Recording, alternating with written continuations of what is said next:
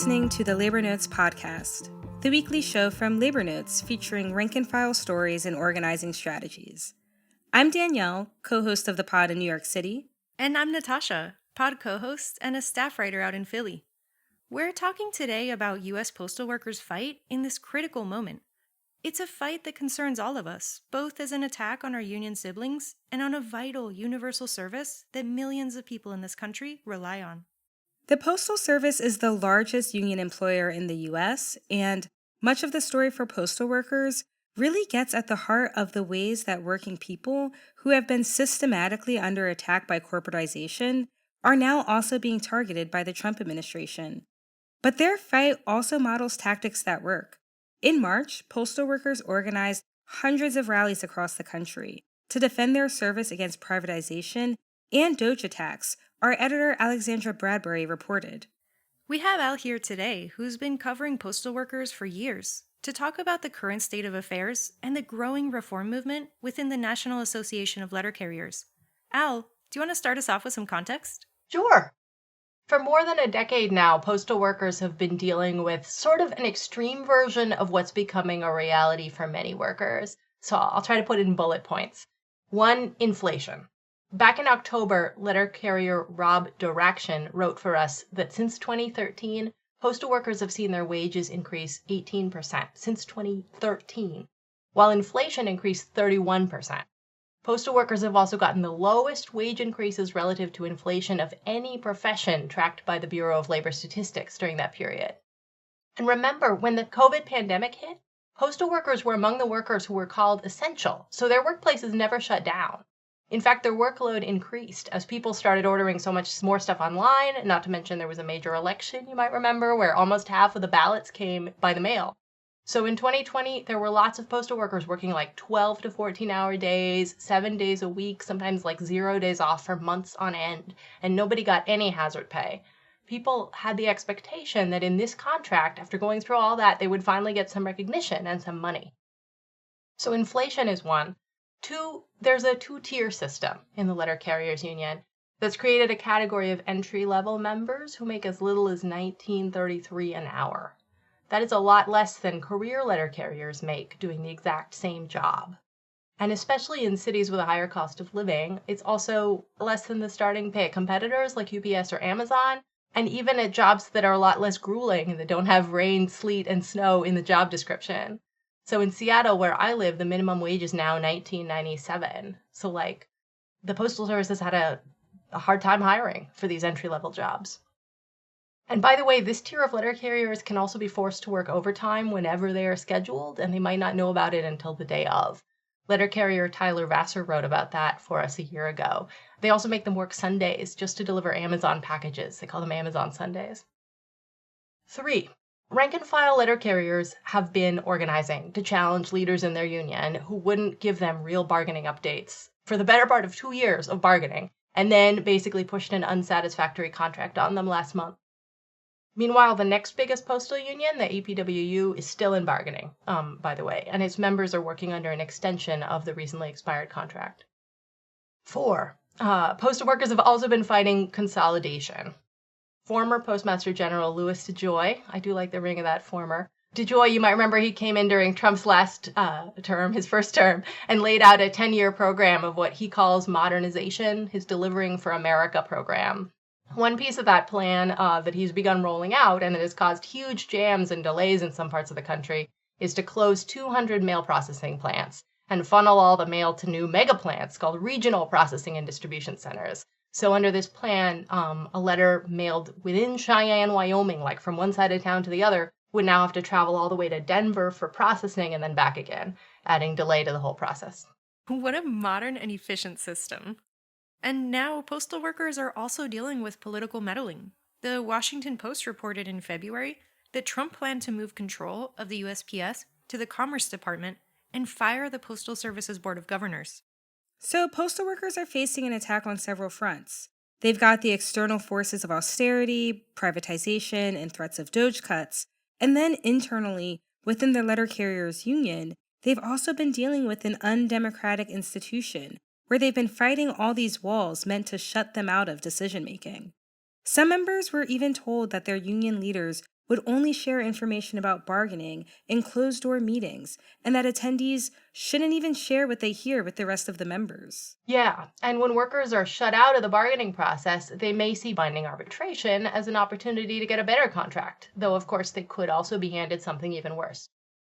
So ever since postal workers won the right to collective bargaining in the Great Postal Strike of 1970, part of that structure is that if there's an impasse or a tentative agreement is voted down, the unresolved contract issues can go to an arbitration panel. The idea is they're not supposed to strike, so the last resort instead is binding arbitration. But the arbitrator can then impose whatever comes out of that process. And 200,000 members, in the case of letter carriers, don't even get a chance to vote on it's just, here it is, here's your new contract. So last July, Tim Bash, who's a letter carrier in Minneapolis, wrote for us about how rank and file letter carriers were organizing and getting ready for their convention in August. And he warned at the time of what ended up happening a few weeks ago in late March, when an arbitrator imposed a deal with pretty much the same crappy raises the letter carriers members had overwhelmingly voted down just earlier this year. And of course, against the backdrop of all of this now is the apparent threat of Trump moving the USPS into the executive branch, which the administration could use to justify canceling union contracts like they've been doing with federal workers across departments. The National Association of Letter Carriers leadership used this potential move from Trump as a justification for sending the contract negotiations to expedited arbitration in February. But many members saw this merely as an excuse for the union to cave quickly and accept almost the same deal that workers had just voted down.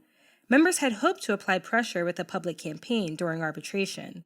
And letter carriers have been organizing to reform their union for a while now.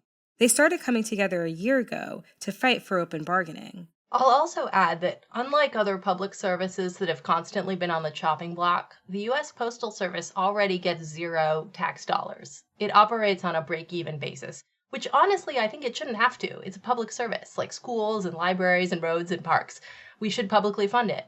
But at the moment, the Postal Service manages to break even and still offer remarkably cheap postage to carry a letter from, say, rural Alaska to rural Florida. And it does that by its economies of scale. And yet, right-wing politicians, even before Trump, keep calling for privatizing it. In fact, the privatization of postal work actually started long ago. They keep peeling off the parts that some private company can make a profit from. But the more they get away with that, the harder it is to keep the remainder of the system afloat. So already 80 to 90% of letter mail, for instance, is pre-sorted by private companies, pre-sorting companies, who get a nice postage discount for taking away union postal work. USPS also contracts out a lot of trucking, some of it to XPO Logistics, the old company of DOGE, our recently resigned Postmaster General. From talking to letter carriers in particular, do you get a sense that they're in some ways more structurally ready to take on these challenges because of the organizing they've already had to do internally in their union? You are absolutely right that the letter carriers built the momentum they have today, starting with a fight for open bargaining. And then that later helped them bring more rank-and-file members into a Vote No campaign last fall against the lackluster agreement their leaders presented to them in October. And then that same group, pushing from the bottom up, is what ultimately pushed the union to call a national day of action in March, with rallies all over the country, something the national union had not done through this whole 2 years of bargaining the contract. So for the first time in I don't know how long, you have the national union asking branches all over the country to call rallies, saying we're all doing this all on the same day. And people responded with remarkable enthusiasm. In places like Detroit and Tampa, you had these incredibly energetic rallies full of workers who were sometimes at the first rally of their lives, who brought out their families to support them and said, this is my first rally, but it won't be my last. And it really gives me hope that there's an untapped potential in our unions that can be activated very quickly if we decide to do it. But yeah, a lot of it started with members frustrated with how bargaining was going. Going back in time to a year ago, negotiations had been dragging on at that point after their last contract expired in May 2023, not least because union leadership kept the process a black box, as you were saying earlier, Danielle. Letter carriers figured enough was enough and began organizing to demand better from their union leaders. And it's also useful to think about the way they started. From January of last year, they began having these monthly Build a Fighting NALC Zoom meetings. And those meetings, which were organized by rank and filers, kept growing as more stewards, branch presidents, and members from around the country and every layer of the union joined in. That's something Tyler Vassar wrote about for us last year. Was open bargaining the main thing on their agenda, or was it more? It was more. They were working on passing these open bargaining resolutions in their local branches. And I should say, when they say it open bargaining, what they were calling for was not something particularly radical. I think it was something a lot of unionists would say is pretty fundamental, that members should get frequent and specific updates about progress at the table, and that there should be some way for members to be involved in the contract campaign, like actions on the job and rallies out in public. But they were also talking about what they wanted out of the contract, like eliminating two-tier pay, and how to fight back against the then Postmaster General DOGE's plans for postal consolidation, and how to get organized for the union's national convention in August of that year. For folks listening, you can read more about that in Tyler's piece we ran last year called Momentum for Open Bargaining Grows in the Letter Carriers. So, how'd that convention go? So Build a Fighting NALC and all these locals and state associations that had got on board brought this open bargaining resolution to the National Convention. More than 36 branches and 2 state associations had passed it. The national leadership could see which way the wind was blowing and brought its own version of an open bargaining resolution, slightly watered down, and that was the one that passed to the convention. But it was still a significant win for the grassroots effort to push through something like this that called for a big change from how the union had been operating. And I do think it gave people a lot more confidence. It showed that they were building the power to be able to move something in the union. There was also a big fight at the convention, by the way, over whether to oust the president, Brian Renfro, who is quite unpopular, even with parts of his own executive board, but he did hang in there. And it was only after the convention that members learned just how badly the negotiations were going, when the deal finally came out. Here's the upshot of what President Renfro and his bargaining committee had spent more than a year and a half negotiating in the dark, and what they were for some reason calling a historic win. Letter carriers would just get 1.3% annual wage increases. Health insurance premiums would go up. Workers would get even less time to organize the mail in the mornings. Pay would go up some, mainly for the most underpaid among them, including those making lower tier starting wages, but for many others, they just get a reduced cost of living raise, which some members derisively call a diet cola, and these 1.3% increases over the life of the contract.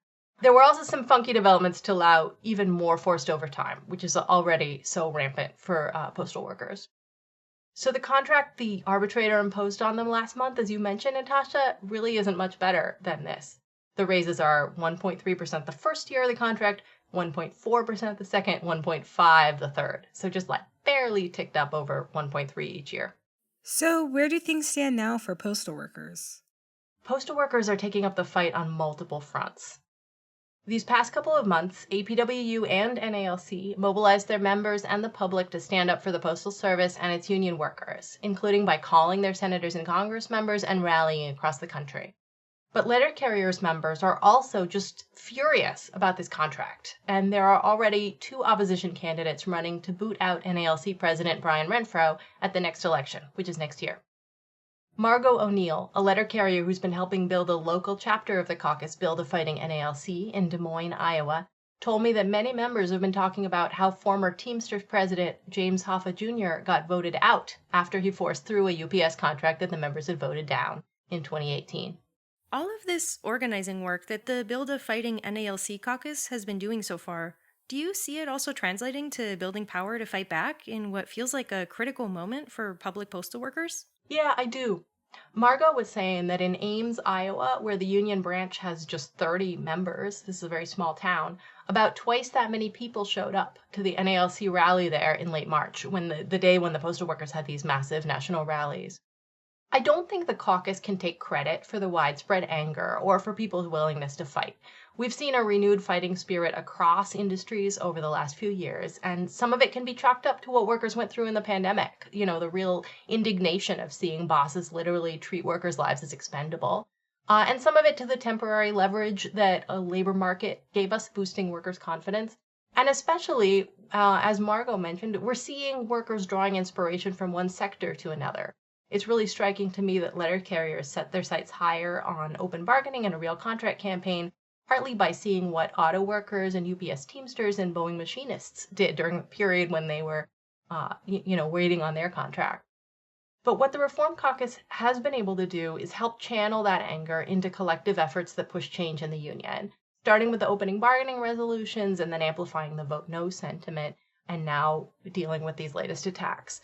For instance, in the Vote No movement, by encouraging people to get together in their break rooms and parking lots and take a group photo with signs saying Vote No, I think that, seeing those zip around helped build people's confidence that this is something we're committing to together and really follow through in a vote process that dragged out for many months. This kind of activity helps move it from an individual reaction people might have, like being mad at the union or at the employer or giving up and looking for a different job, to taking some collective action that could lead to change. And I'll leave you with what Margot O'Neill told me. She said, quote, "I know there are a lot of people out there who are really upset with the union and just want to leave the union. We're offering an alternative and saying, don't leave the union. We need all hands on deck to make it better. Either push the leadership to take our side or find a new leadership." Thank you so much, Al. Well, that's our show today. Labor Notes is proud to be part of the Labor Radio Podcast Network. You can check out shows on the network at laborradionetwork.org. If you're looking to plan a May Day action and trying to bring more coworkers into your organizing, we got a couple workshops next week that you won't want to miss. Join rank and file workers at our Tactics to Build Power workshop online on Monday, April 14th, and our Expand Your Reach as a Troublemaker workshop on Thursday, April 17th. You can sign up at labornotes.org/events, where you can also check out our other regular trainings. If you liked what you heard, rate us or leave us a review on Apple or Spotify. If you're listening to us on Podbean at labornotespodcast.podbean.com, download our episode. The Labor Notes podcast is produced by Danielle Smith, Sindhu Sundar, and myself. Our title music was written and performed by Labor Notes labor climate organizer Keith Brower Brown. See you next week. Solidarity, all.